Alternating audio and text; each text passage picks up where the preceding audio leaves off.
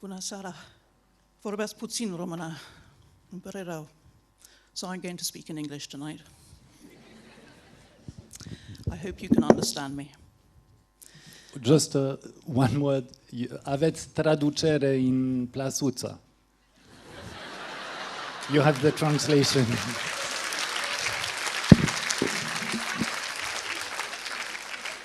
In Britain, of course, nobody would speak another language, so I'm very grateful that you all speak such good English.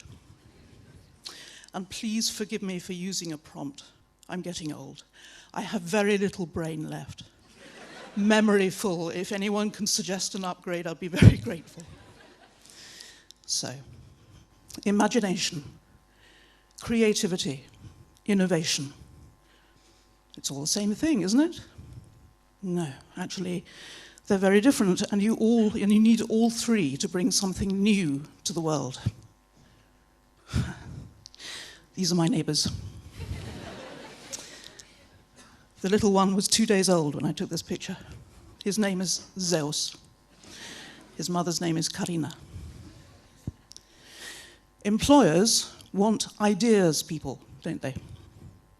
Problem solvers, innovators, creatives.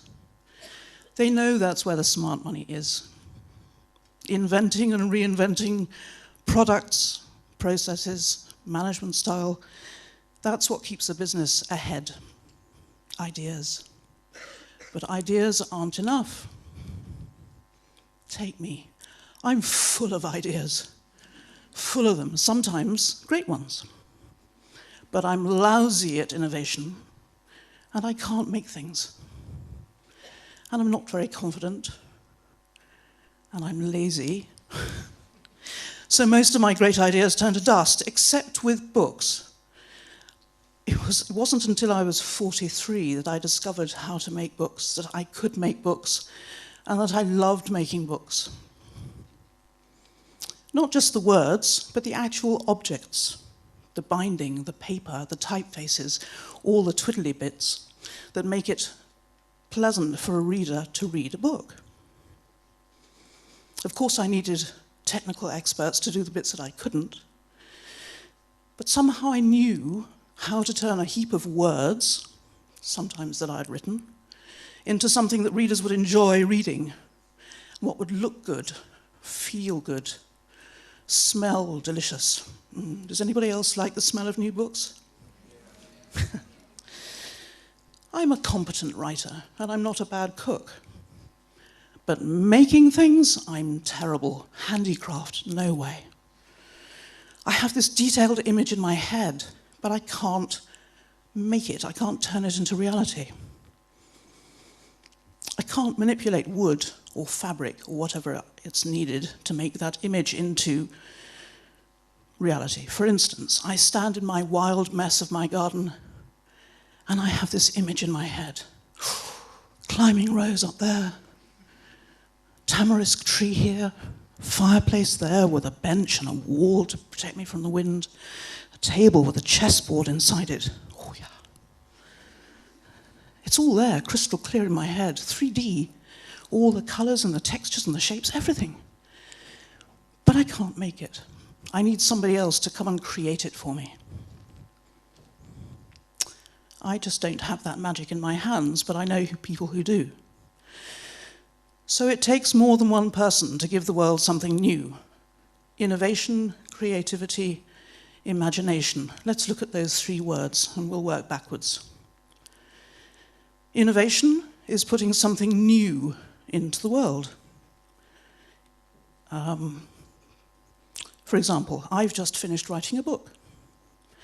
So the start of innovation, the point of innovation, will be the day that my book is published. In the autumn, by the way. The day that it's out on the bookshop shelves and people, with any luck, are buying it. For an architect, it might be getting his radical, carbon-neutral Earthship house built and on TV, getting the message out. For a mother, it's giving birth to her baby. This is innovation, getting the new thing out into the world. Before you can put something out into the world, you have to create it.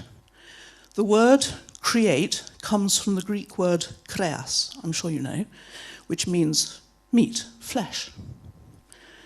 So when St. John wrote about the creation, in the beginning was the Word, he was talking about God, the Creator, turning the Word, the nebulous idea, into the world and everything in it. And then his only Son, the Word, was made flesh and dwelt amongst us. Jesus was born, created as a human, flesh and blood. So a creative person is someone who turns an idea into reality. Literally puts meat on the bones of a concept, brings it to life, just as a mother grows her baby from conception to birth. Creativity is not the same as being artistic. Of course, artists are creative, but so are some accountants. Everyone can take a creative approach to what they do, whatever they do. Often the creative person is 2, 3 more people working together. It's very rare that one person has the godlike genius to do all 3 steps well enough. In the 1950s, the French artist Yves Klein invented a new colour, International Klein Blue. Has anybody seen it? It's a blue so intense, so vibrant, that every molecule of pigment looks as if it has a tiny light bulb inside it. It's quite extraordinary. It's actually quite hard to look at because it's so different. It's not flat, it's living. So Klein had this idea in his head. He could see it, but he couldn't make it. He needed the help of his art paint supplier, Edward Adam, to actually create it. In 1915, physics genius Albert Einstein believed that his theory about gravity would be impossible to prove. For 100 years, that was true. They couldn't do it. But this year, scientists created the machine, created the experiment, and they proved the impossible.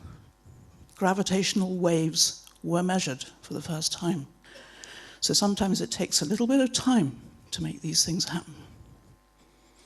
So this is creativity, the ability, sometimes even the genius, to make a dream come true. To make a dream come true, first, you need the dream. This is imagination. The idea always comes first. But lots of people believe they have no imagination. This is the question that authors get asked more than any other. Where do you get your ideas? People don't know how to find their imagination. They don't know how to exercise it. So how do we lose that imagination? Little kids don't have that problem. Little kids play for hours on their own, lost in their own worlds. We play with them. We read them fairy stories. We take them to Disney, so we encourage them. They don't need encouragement, really. They make up songs. They write bizarre stories. They draw wild pictures. They have imaginary friends who are as solid and as real to them as their parents are. You all did those things. We all did. Some of us still do. But then comes school. And unless you're lucky and have really good teachers, that's the time that imagination is put away. It's so sad. From then on, life is all about finding your place in the world, choosing the one path that you have in life, and being obedient. They tell us, stop daydreaming. Stop wasting time. Don't talk nonsense. That's not real. That's wrong. Don't draw outside the lines. Get on with your work. Don't ask stupid questions. Be quiet and do what you're told. Once we get through the education system, we're spat out into the world of work. And again, unless you're lucky and have a very good boss, you're told, get a proper job. Don't argue with me. Don't make trouble. That's not the way it's done. Be quiet and do as you're told. We're educated from the age of, 5, 6? So it's a minimum of 10 years that we have these rules drummed into us, this message. Mostly, it's our whole lives we are told all this nonsense. An added problem is that failure is completely unacceptable. You fail, you're out. Get it right first time. Mistakes will be punished. Do or don't do. Do not try. There is no try. But invention is all about trial and error. Employers say they want creative people, innovative thinking, but they also want employees to follow company rules, to do as instructed. You see the problem. But there is good news. Everyone has a rich living imagination, even if it's hidden away and they've forgotten where it is. There in their unconscious. And it doesn't actually take much to release it. Now and then I run workshops for people who want to write fiction, novels, plays, films. They're itching to write. They're longing to write, but they can't find the original ideas and the original characters. Where do you get your ideas? I spend a day with them, but actually after 5 minutes, I've given them the key to unlock the cage to their imagination, and I just stand back and watch the ideas fly. It's fantastic. Their only struggle then is to write fast enough to get their ideas down. And it works with all ages, from 12 to 70. It never fails. Sometimes it makes me cry. Sometimes it makes them cry. Our brains just function that way. We can't help it. We may be taught to ignore our imagination because it's uncontrollable and therefore dangerous, but it's there, waiting for us.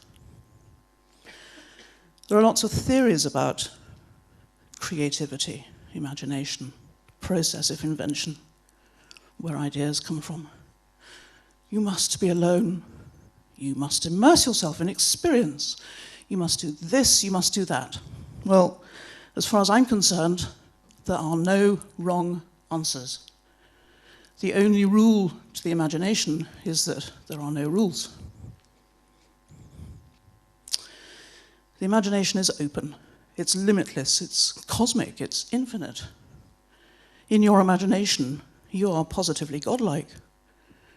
You can do anything. Go anywhere. Change everything. And it's free. It costs nothing. All you need is your head, your dangerously magical head, and a bit of time. The essential factor is curiosity. Ask endless questions. The truth depends on where you're standing, so move. Look at it from different angles. Upside down, inside out. Ask questions. Question everything. Why? How? Why not? And the most important one, what if this wasn't normal? What if that hadn't happened? What if I do this instead? What if I press that big red button? What if leads to new ideas, radical ideas, fantastic ideas, idiotic ideas, prize-giving, world-changing ideas. From there, it's a creative challenge. And after some mistakes and some retakes, then you get to the point of innovation. So, which are you? Each of you. Are you the imaginative ideas person? Are you the magical creator? Or the cunning innovator? Or maybe you're the 3-in-1 genius that can do everything. But who has the skills that you're missing? What could you do with the right team? Just imagine. Start today. Why not start now? Thank you for your attention.